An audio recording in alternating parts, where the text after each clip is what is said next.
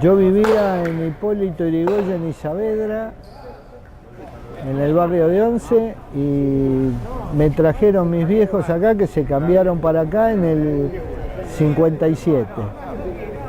Yo soy del 53, así que tenía 4 años.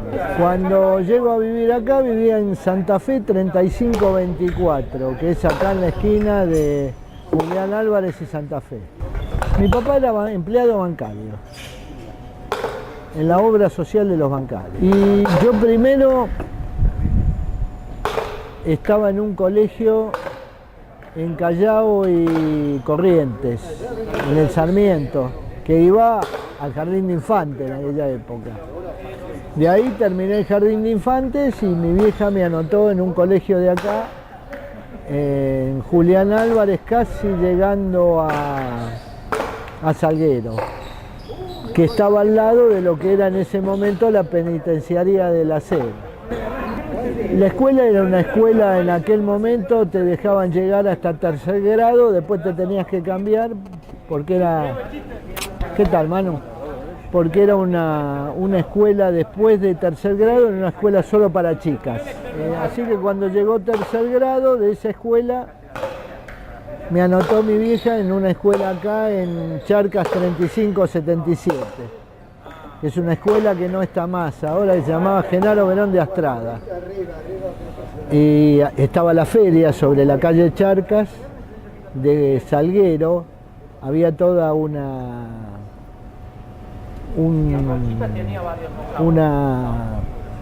plaza central en la calle Charcas, había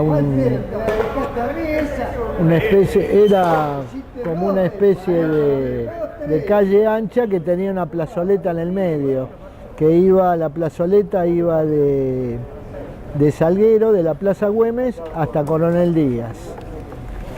Y ahí había todos los días una feria. Era la feria del barrio. Las primeras salidas eran por acá, en aquel momento se empezaron a hacer lo que se llamaba la fiesta en la casa de los pibes, un asalto le decían en esa época. Los pibes llevábamos la bebida, la piba la comida, y todos poníamos los discos, y en ese momento los Beatles, los Rolling, y así hacíamos la fiesta con los... Yo estaba en el colegio Guadalupe, acá en Paraguay, Julián Álvarez, y por la zona hay 4 colegios de pibas. En aquel momento los colegios no eran mixtos, o eran de pibas o eran de pibes. Y bueno, luqueaba lindo Guadalupe, digamos, tenía como cierto prestigio en el barrio, era el colegio más viejo del barrio, de 1903. Entonces, bueno, ganábamos por ser de Guadalupe, ganábamos bastante.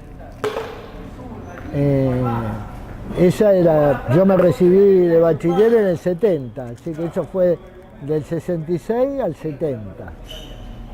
Y las pilchas en aquella época era vaquero, camisa a cuadro, unos buenos mocasines, cinturón ancho y con generalmente alguna marca, ¿viste? Olí o una cosa así.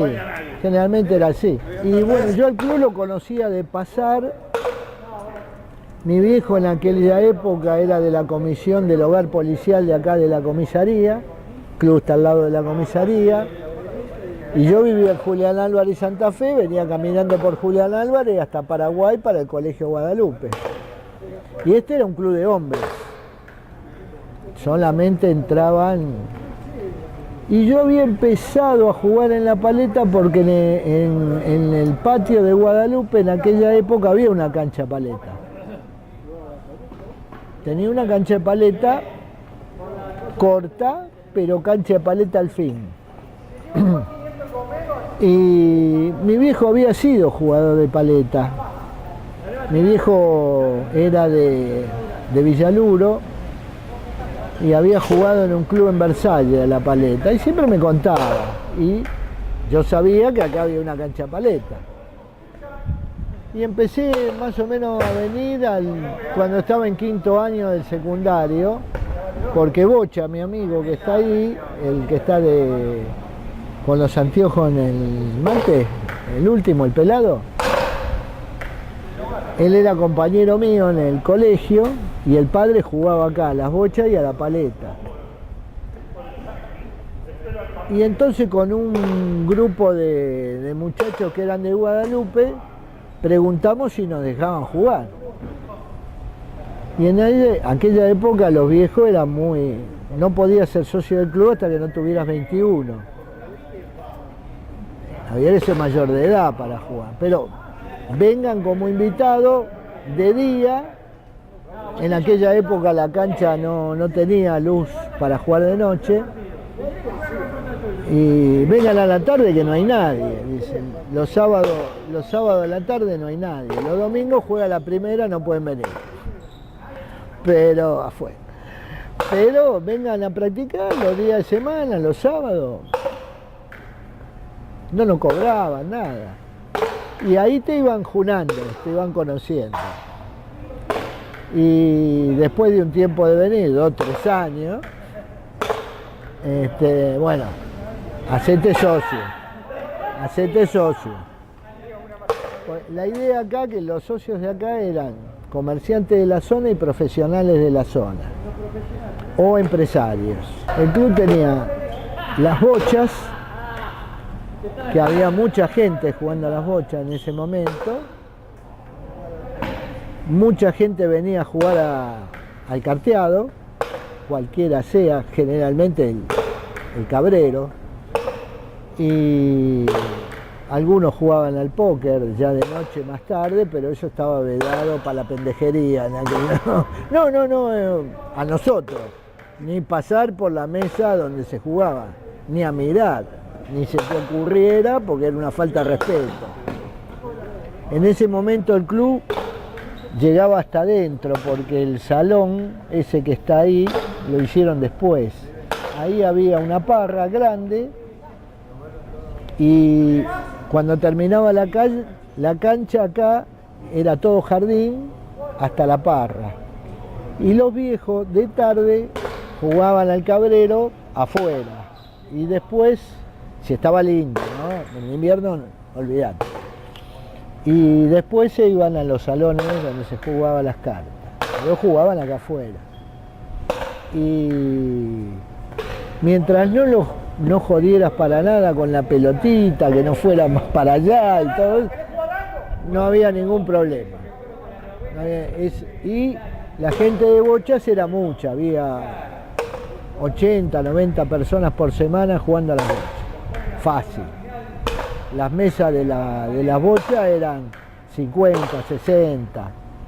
Era otra época, el bufetero trabajaba solo con la gente de los socios y primero era el vermú en la cancha jugando y después era la cena, si era como un día como hoy en verano, la cena debajo de la parra, y si no ya después en el salón. El salón ese lo donó un solo socio, que era el presidente de la fábrica de armas Halcón. Como estaba en contacto con los muchachos de acá al lado, él solo lo pagó y lo hizo.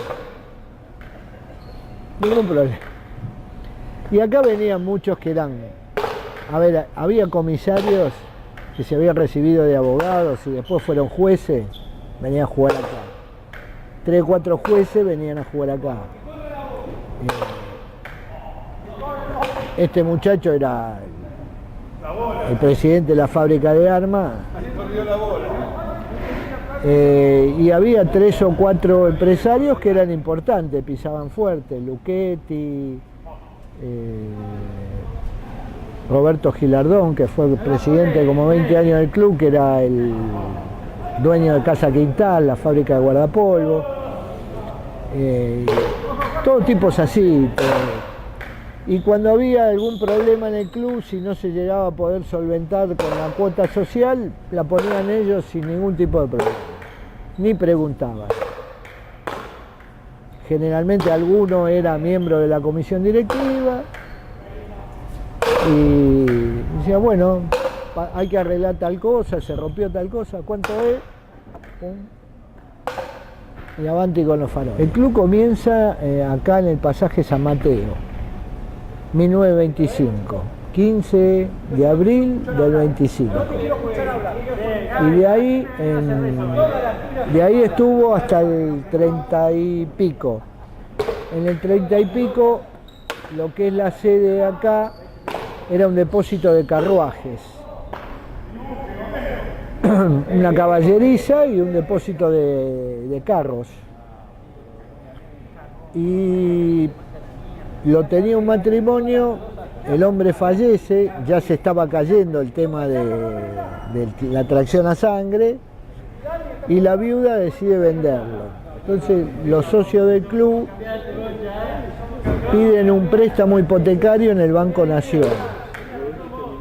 Se lo dan, sacan el préstamo, compran el lugar y empiezan a construir la parte de adelante de la sede social, que está tal cual, que es toda la parte de adelante hasta acá.